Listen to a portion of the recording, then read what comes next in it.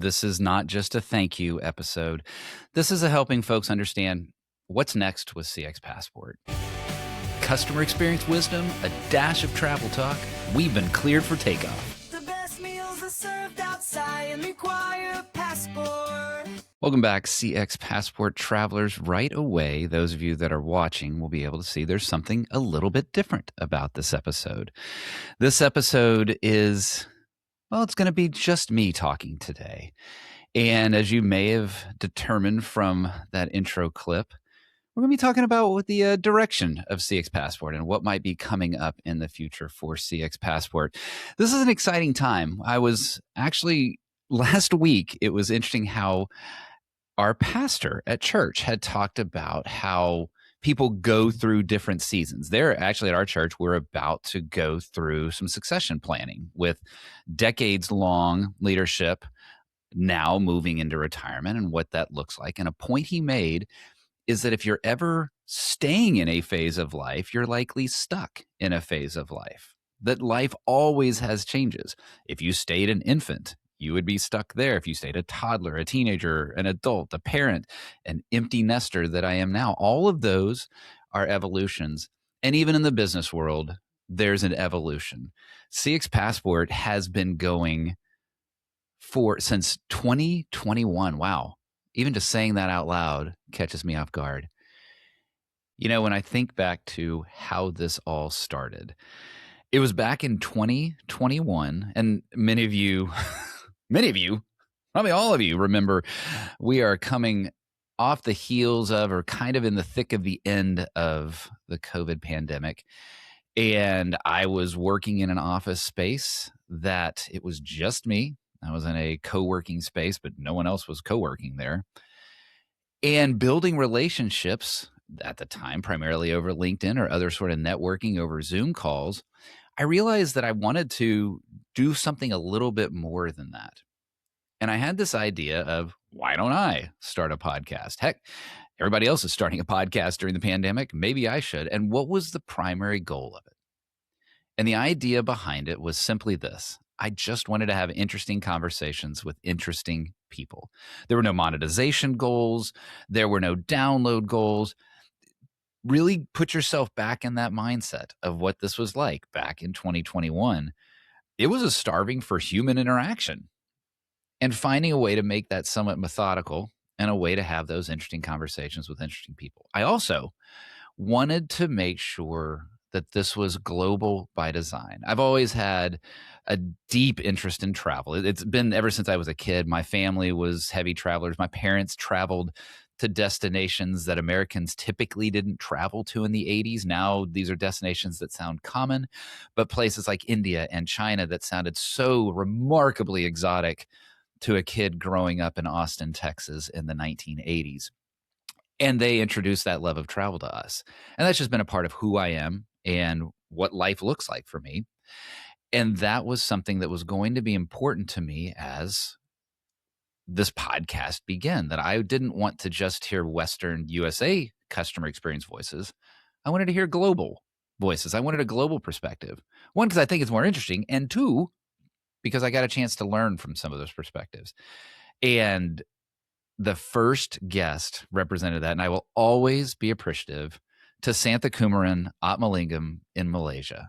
That episode 1, which I go back and listen to it, and as a host, I'm pretty cringy. He had great things to say.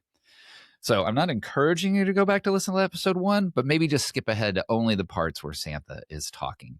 And I don't have it in front of me, but I believe it was the one with the ice cream. And somewhere along the way, those Friends-style titles of the one with, the one where they became a part of it. And I don't even think I intended that. It just sort of happened that way. And now, as I'm recording this episode, which will end up being episode 262, there have been a series of the ones with and the ones where they, and sticking with that Friends-esque theme. It's just an amazing honor when someone is willing to take a chance on you when you're unproven. And that's why Santha will always have a special place in my heart, because I was unproven. I feel pretty good about my abilities as a podcast host now, but I can assure you I didn't know what I was doing. If you could see what the setup was in my, and air quotes here for those that are listening, studio, I actually took books from the book library. All the co-working spaces have these kind of designed cool spaces that have books. And I really just looked for what were the enough books to stack up that I could put my microphone on, leaning on a small desk, staring into a microphone because I wasn't doing video back then. Knowing all of that, still being willing to share his insights and kick off what has now become a 5+ year experience with CX Passport. And I will always remain appreciative that someone was willing to take a chance on me and on CX Passport. Thank you, Santha. So what has it become in that time?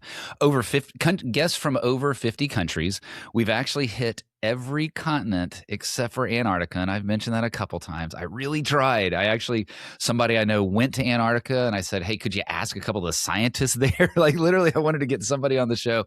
And maybe that will be the one disappointment that I have of CX Passport, because overall, I really don't have a lot of disappointments. It is amazing to see what this has become. And not just, again, downloads. Yes, there's been revenue opportunities. There's been brands that have been willing to sponsor. There have been live events that took advantage of the CX Passport live offering. All of those I never could envision when this started. It has been fantastic to see where this has gone. Listeners have come from over 90 countries last time I looked. Who knows? Maybe I've busted 100 since then. That's what has made this show what it is. It's the guests and the listeners. I am here merely to facilitate the connection between the guest and the listener. And it has been a phenomenal ride. Some of the people that I've gotten to meet, can you imagine sitting in Frisco, Texas, USA, that there would be a way for me to talk to the head of customer experience for a Ugandan power company? I was never expecting to be able to talk to someone in Brazil as they launched a deep customer experience program for their educational company. There have been voices that I've heard from Singapore. One of the ones that I just did a replay of, I was able to talk to someone in the depths of war in Ukraine as she talked about what customer experience during time of war is like. These are not conversations I expected to have when I was beginning CX Passport.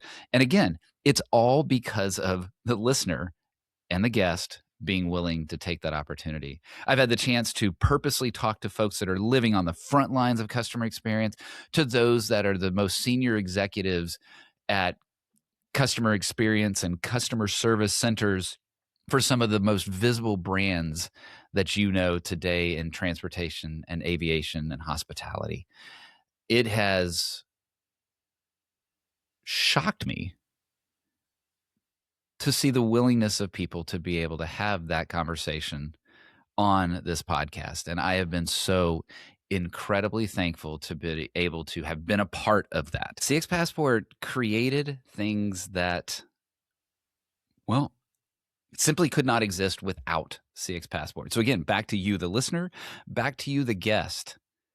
There is no The Loud Quiet.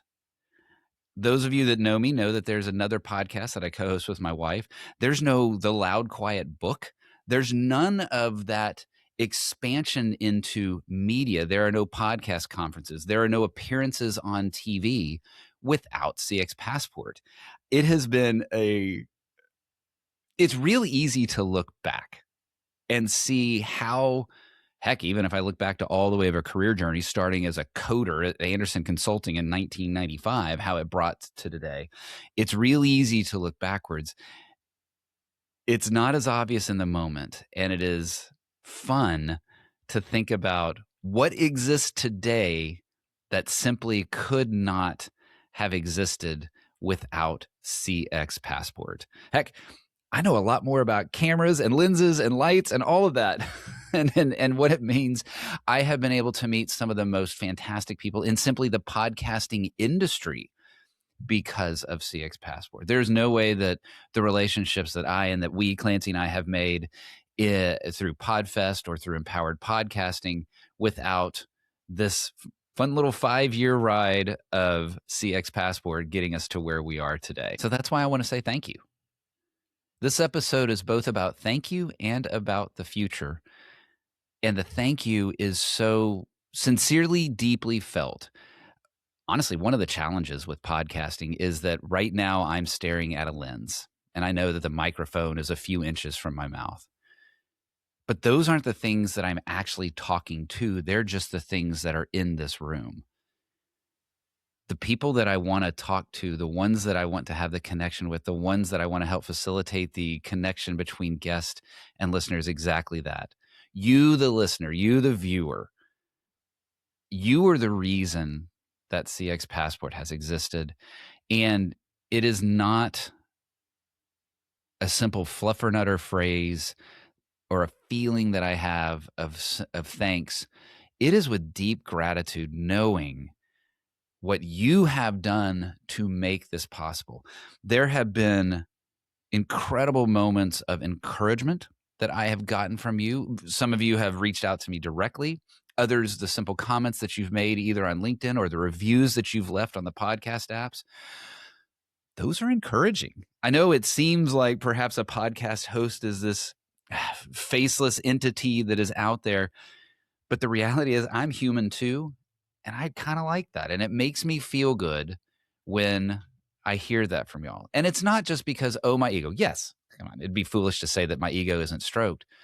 But it makes me feel good to know that there's an impact being made, that there are people out there that are motivated to do better by their customers. There are people that are learning how to do better by their customers. And there are folks that are building connections that exist outside of the podcast. There are some of you that have told me, hey, as a listener, I reached out to a guest and those relationships have grown. All of that is so exciting to see, and it makes me feel great. And so I thank you for that. I also want to give a special thank you to, he was a guest. He's also a voice that you hear on most CX Passport episodes. This is your captain speaking. I want to thank you for listening to CX Passport today. We've now reached our cruising altitude, so I'll turn that seatbelt sign off. If you've wondered who the captain is for the interstitial, well, that captain is Nicholas Z. Zeisler. And I'm going to put his LinkedIn link in the show notes. He, too, is a customer experience consultant, a learning and development leader. He is, I think as I record this, probably heading out to the Air Force Academy to continue being a professor there as he does his part for the reserves. I am really thankful to Z for being willing to put his voice to that interstitial, which I got to tell you, he really does sound like everything you imagine in an airline captain. His voice is absolutely perfect for that, and it makes me smile every time that I insert that or listen to that. Thank you, Z, for doing that.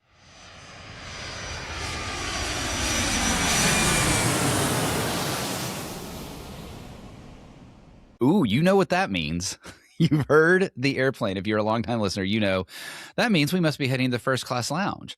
And after 261 prior episodes, I don't know that I've done the first class lounge. And if I have, well, just pretend that I haven't. So we'll enjoy the first class lounge here. We'll move quickly and hopefully have a little bit of fun. What is a dream travel location from my past? You know, I ask guests to do one. And of course, many have given me more than one, and I find the same challenge. My knee-jerk, my reflex answer to that question is almost always Hong Kong. I have found that to be one of the most amazing cities. Now, I haven't been back there in perhaps, it's actually 8 years. I just saw that memory pop up. I've been back in 8 years.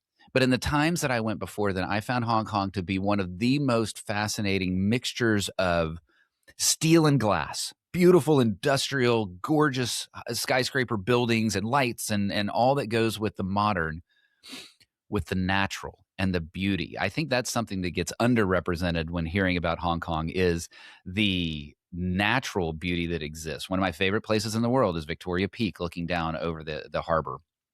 I also found that it was, at the time, a fascinating blend between the West and the East, as it was a former British colony, and its Asian roots never strayed. It's also now, I don't know what's happening today with its Western roots. I will say that when I was there, it was a shocking blend to be presented with the most authentic neighborhood Asian restaurant right next to a Manchester United pub.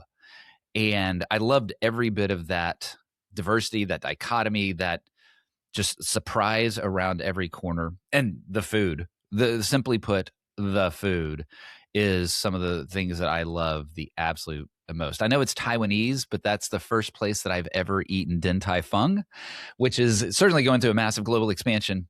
It is one of my favorite.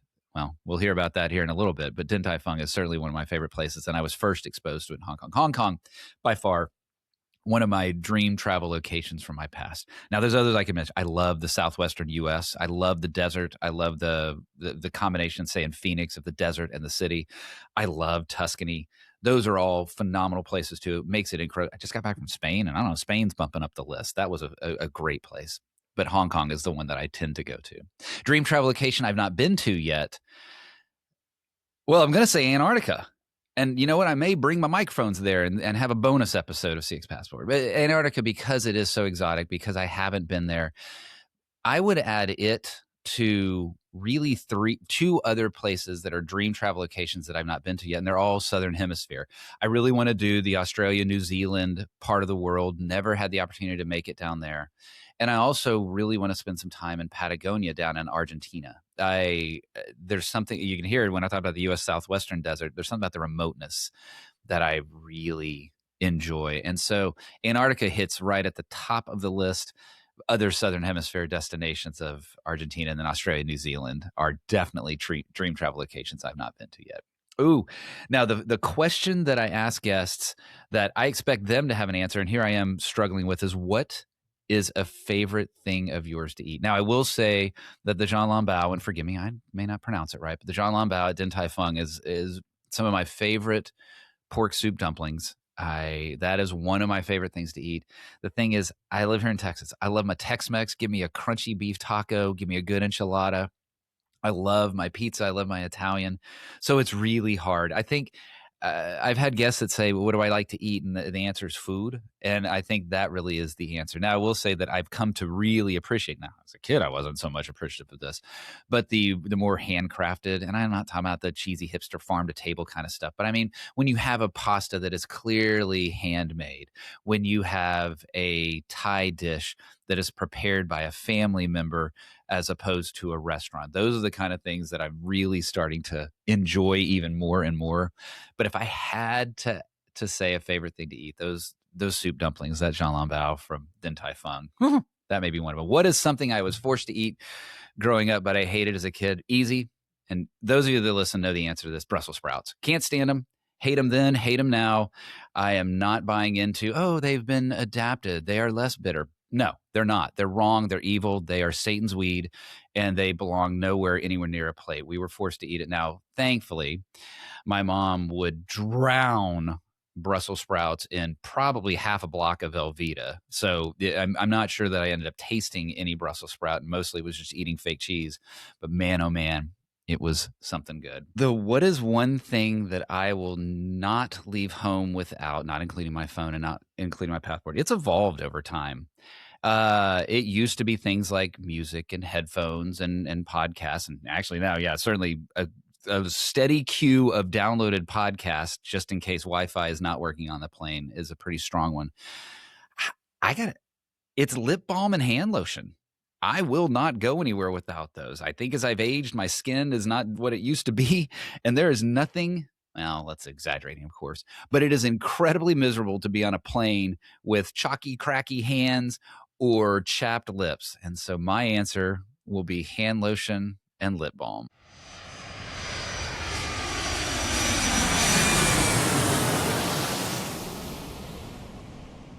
Okay, I've been kind of building to this in the episode. This is not just a thank you episode. This is a helping folks understand what's next with CX Passport. Over the last 6 months, and maybe even a little bit longer, it was clear to me that CX Passport, in my mind, not necessarily the listeners and the guests, but in my mind, was going through an evolution. And some of that evolution was looking to some of the newer opportunities that are out there. And some of the other elements are, there are many TV shows that don't last 5 years. There are many other things in life that don't go beyond 5 years. And it was time to, well, in the words of friends, it was time to take a break. And that's what I want to do here with CX Passport. And there are going to be 3 paths, and I don't know what those paths are. Well, I know what the paths are. You can tell I'm doing this very improv. I am not going to over edit this. I want you to experience, hey, this is the real me, and understand what that is. There are 3 paths that are going to happen with CX Passport. One is a simple hiatus. Ross and Rachel took a break. They had plenty of fights, but they ended up getting back together. And so there may be just a simple, I was on a break, and CX Passport may come back after that hiatus. Another one is CX Passport may simply shut down. Every season of life has a season. And for those that are familiar with the biblical book Ecclesiastes, or perhaps the folk song from the 60s, to everything there is a season, turn. And it is time perhaps to let CX Passport find its end and actually have a finale. There's a third outcome, and this is the one that I'm most hopeful for, but admit it's going to take you, the listener, to be able to make this come to fruition, and that is to sell CX Passport. I'm not as overly interested in the revenue aspect of it. I'm more interested in, I know that many of you have come to really enjoy CX Passport and learning from the guests and getting the exposure and the experience that comes with CX Passport.